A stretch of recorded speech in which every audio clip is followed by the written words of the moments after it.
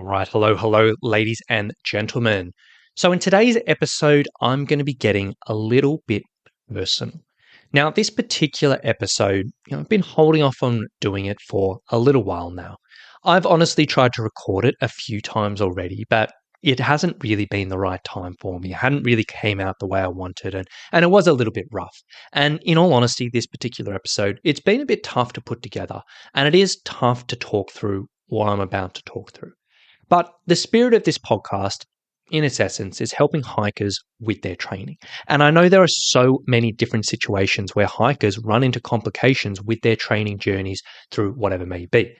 And I know what I'm about to talk through on this episode is going to be really relevant for a lot of people out there at some stage in their journey, whether it's now or whether it's sometime in the future. And as much as it's sort of hard to chat through and hard to talk through, whatever it may be, I know that this is going to be relevant for a lot of people. And I also know talking about these types of things can only be a good thing. So with that being said, let's get into it and see where this podcast takes me. So to start with, in the last couple of months, I've gone through the absolute worst period of my life.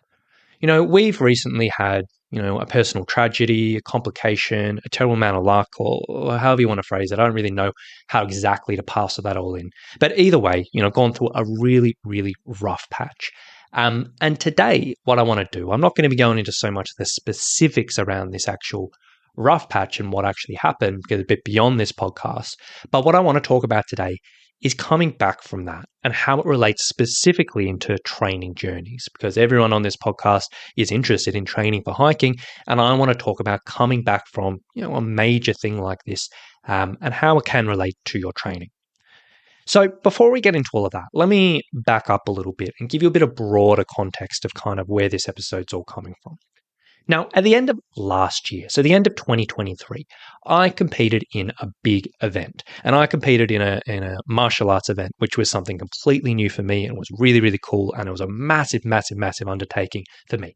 And previously, I did a 20-episode mini-series talking about, my experiences through this event, which is a great mini-series, and if you haven't listened to it, I strongly recommend check it out because there's such good information out of all of that.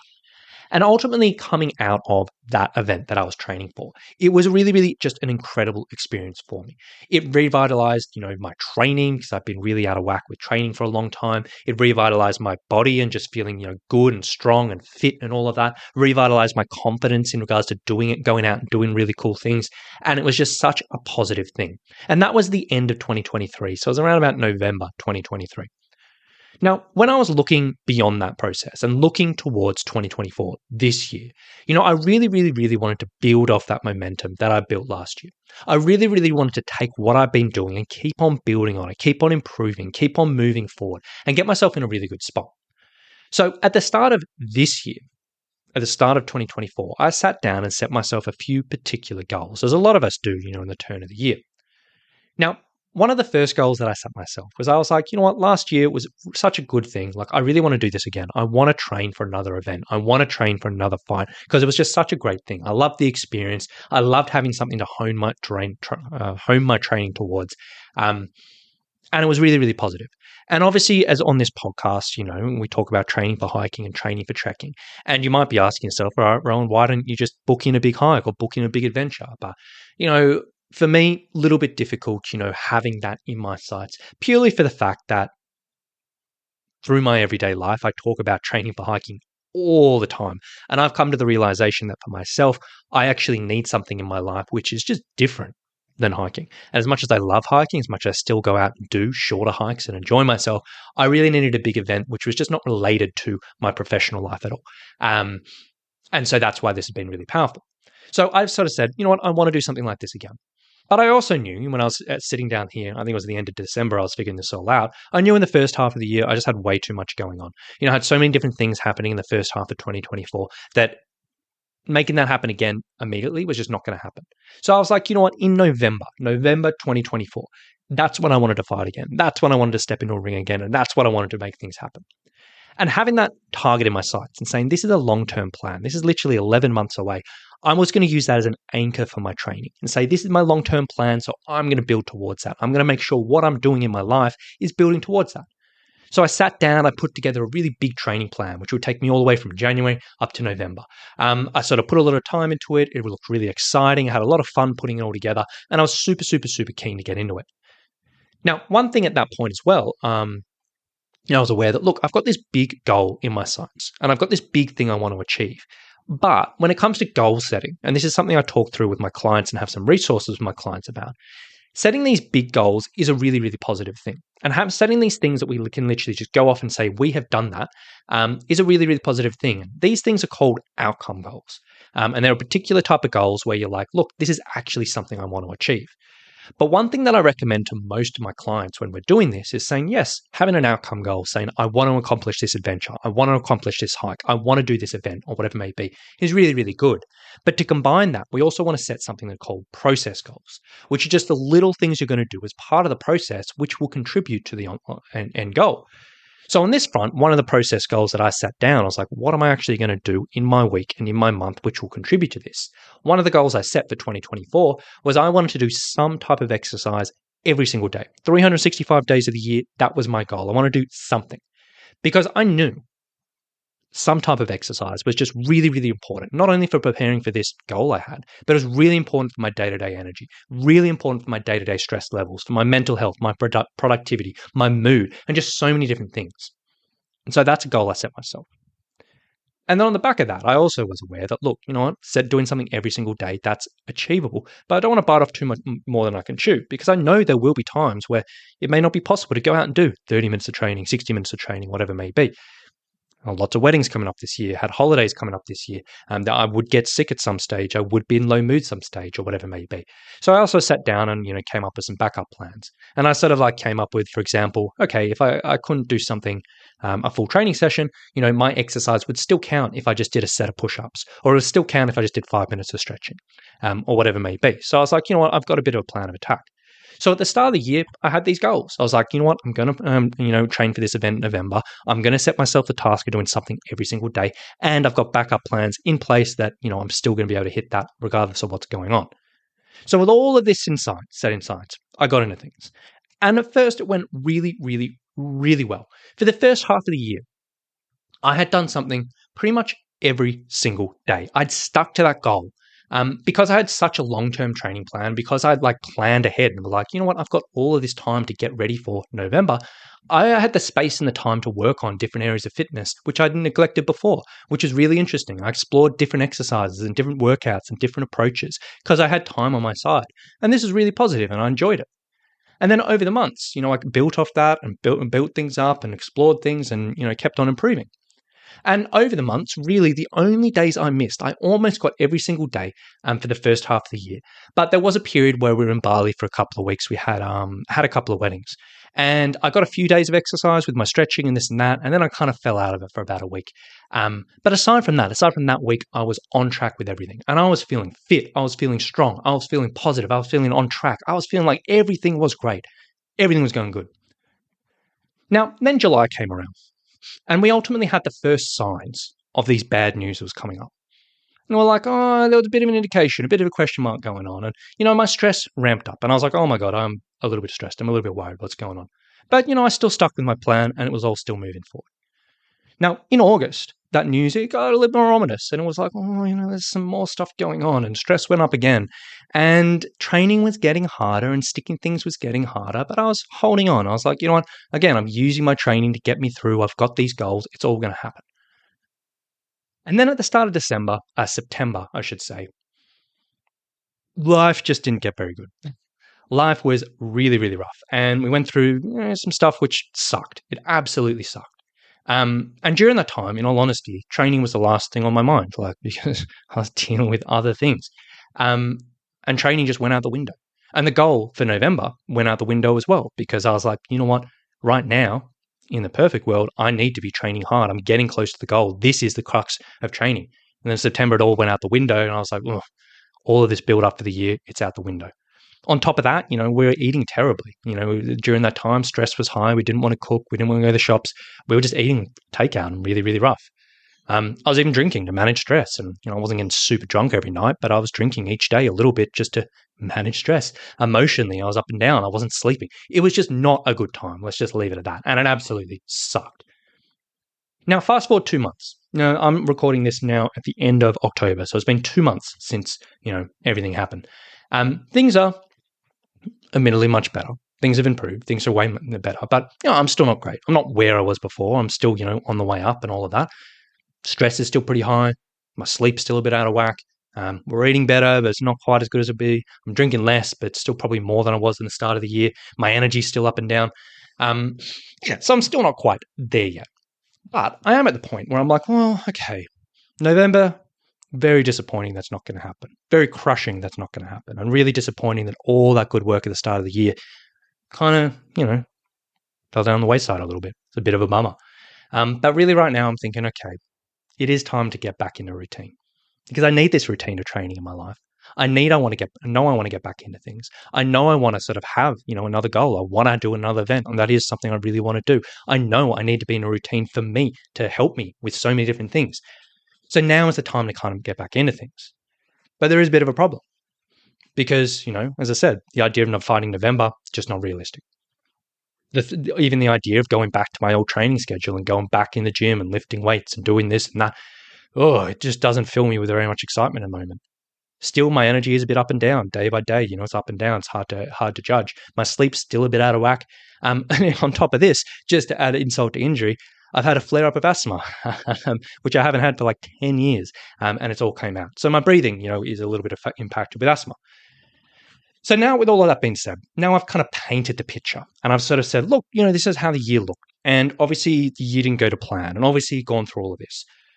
Now what I want to do is I want to talk through the positive stuff of this podcast. I want to talk you through how I'm planning on going back into things, of getting back into things and getting back into routine and getting back into the training.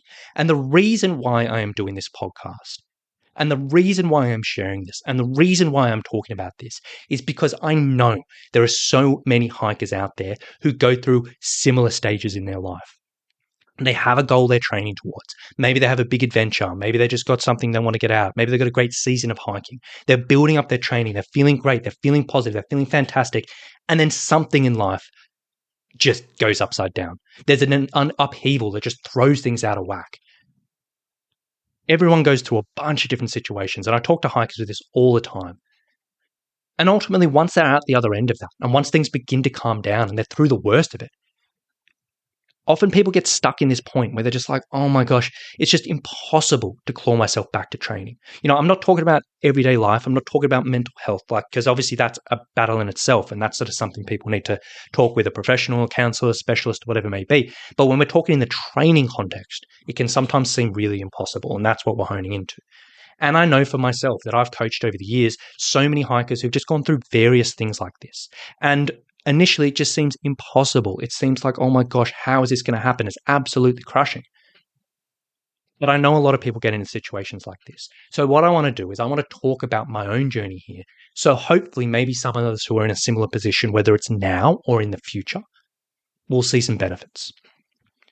So how I've decided to approach this return is pretty much the same strategies I use with my own clients who've gone through similar upheavals. We've used these pretty successfully for a number of people. And from the outside, and me asking people to do these strategies and use these strategies and rely on it, we've seen some good success. But obviously this time, much more personal because I'm doing it myself. So let me talk you through how I'm going about this. Now, the first thought was like, all right now, November's not going to happen. I need to set myself another long-term goal. I need something in the calendar locked in that I'm heading towards. But, realistically, it's not going to happen in the next few months. I'm really out of shape. I'm not feeling great. I've got lots going on and this and that. So I need to set myself another long-term goal. And realistically, I thought, time frame that I need to get ready for something like this and get myself through probably June next year, halfway through next year. It's kind of what I need to do. So June is the target to have another big goal, another big event. But looking right now, that is still a ways away. And in all honesty, as much as I want to do that, as much as I'm determined to do it, it's still, because it's so far away right now, it's not majorly inspiring. But I have it in the back of my head at least. It's there. It's not locked in, but it's there. So that's the first thing, long-term goal. More importantly, now I'm at like this stage where I'm like, I'm out of routine, I'm out of my casualness, and like training is just like, it's a little bit difficult. Right now, the most important thing that I'm aware that I need to get myself back in a routine. I need to just get this as part of my life again. At first, I sat down, I got really ambitious. On a good day, I was like, you know what? I'm going to do a full training plan. I'm going to load up what sessions I'm doing and this and that, put everything together, and really just get back into things and dive into things.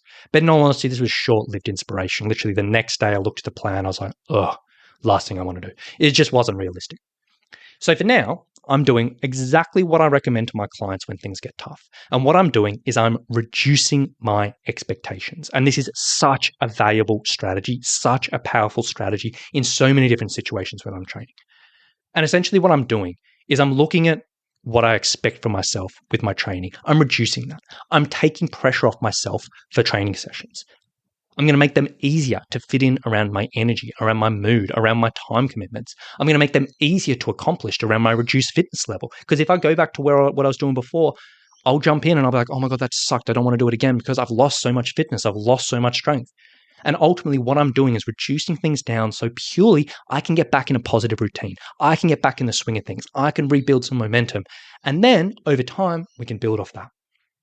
So for example, I'll give you a few examples of how this is looking. Previously, before everything, I was going to my gym, like to do classes for kickboxing and jiu-jitsu and this and that, anywhere from 3 to 5 times a week.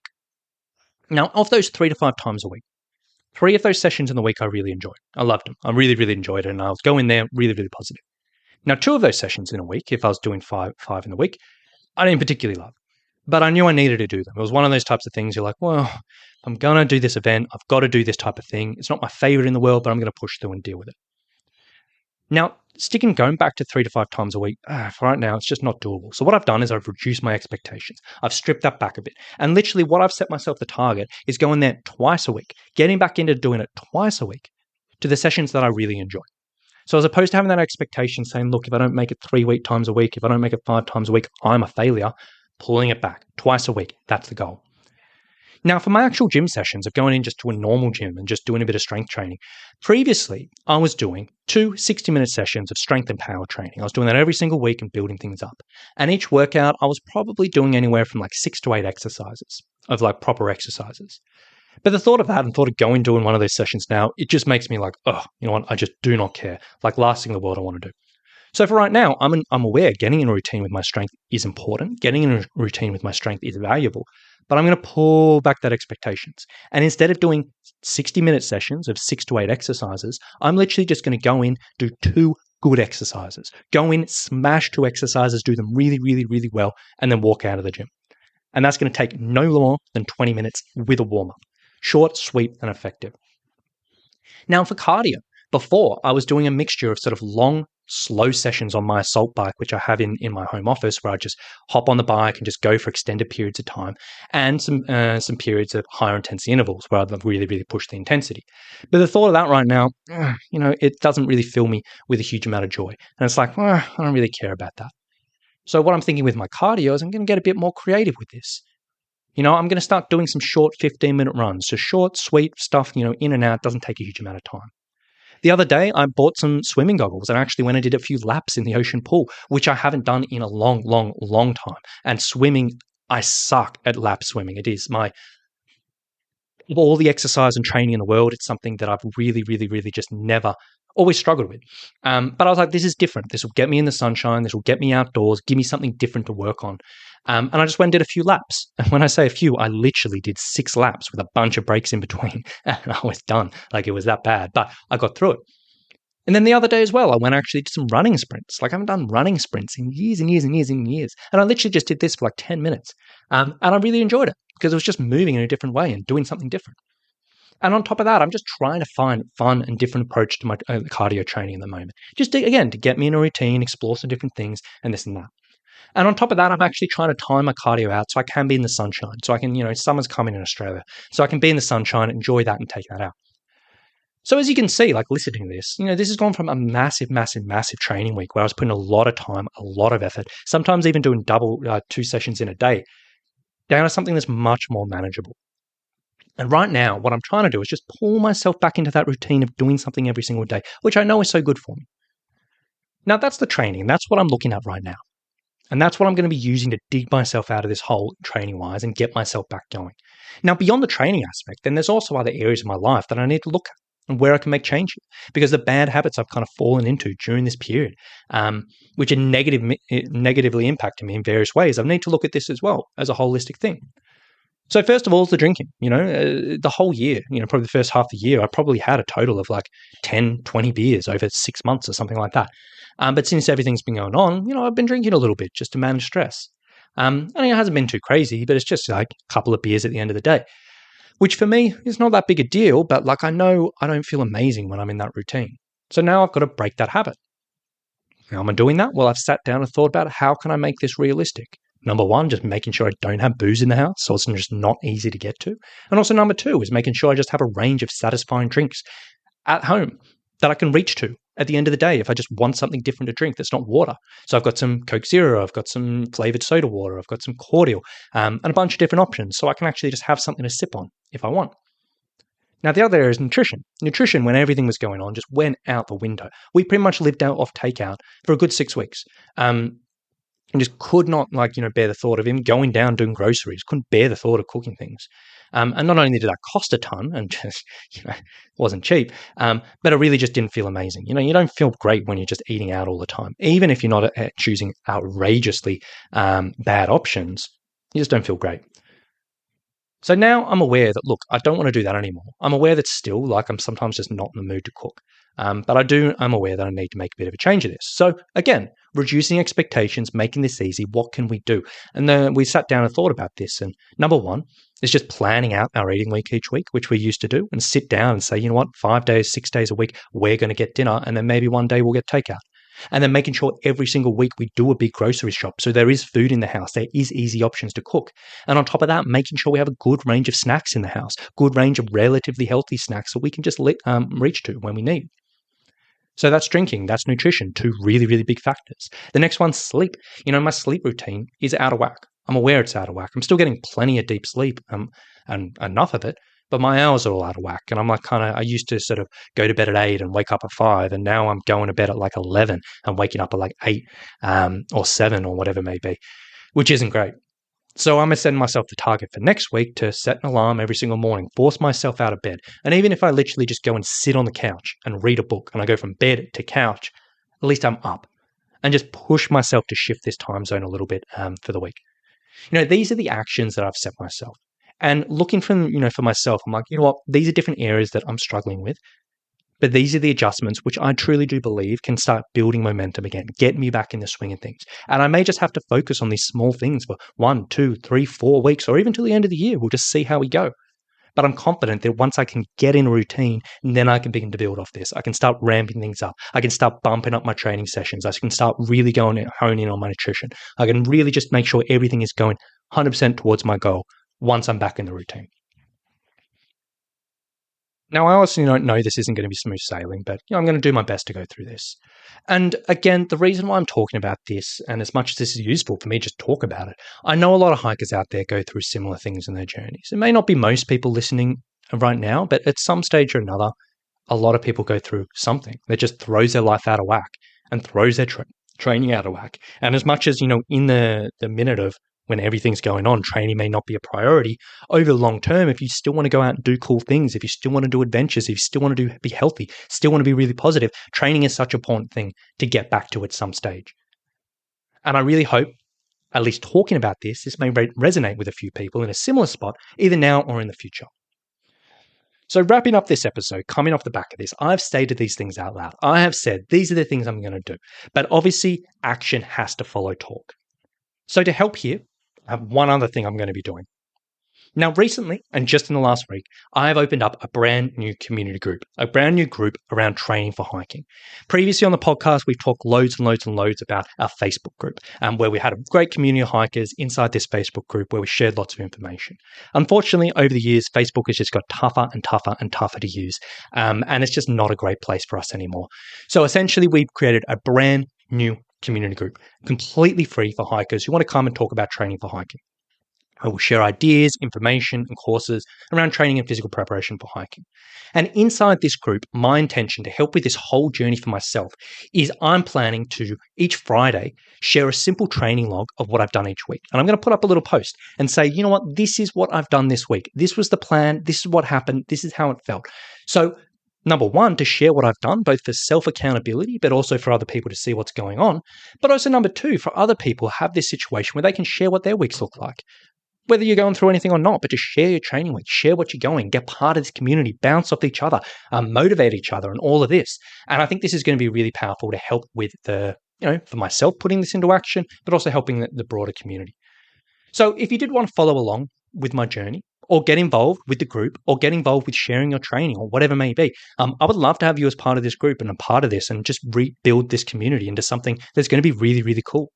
So if you did want to get involved in this brand new group, I'll leave a link for this in the show notes below. But basically, you can find this group at www.school.com/training-for-hiking.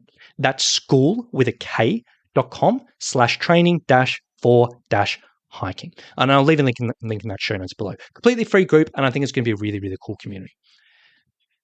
So with all that being said, I just want to say, hopefully this has resonated with a few people. Hopefully this is helpful for a few people. And I really appreciate you listening because, as I said, this has been a bit of a tough one to talk through. And as much as I haven't gone into specifics, even the thought of just talking about, having a rough time, in itself is not always the easiest thing to do. So I appreciate you as a listener just giving me the space to talk about these things. And as I said, I really do hope, this will help a few people out there, whether it's now you're going through your own struggles, or whether it's in the future, you can keep this in your back pocket because we all go through stuff that sucks every once in a while. And as much as training in the short term may fall off the wagon, in the long term, it's always going to be a positive thing to get back into things. So hopefully some of the ideas and some of the process will help a few people. So with that being said, I think that's enough on this. Thank you so much for listening. If you want to get involved, come join the group and I'll see you in there. But aside from that, thanks for listening. Have a lovely day and we'll talk to you very, very soon. Bye.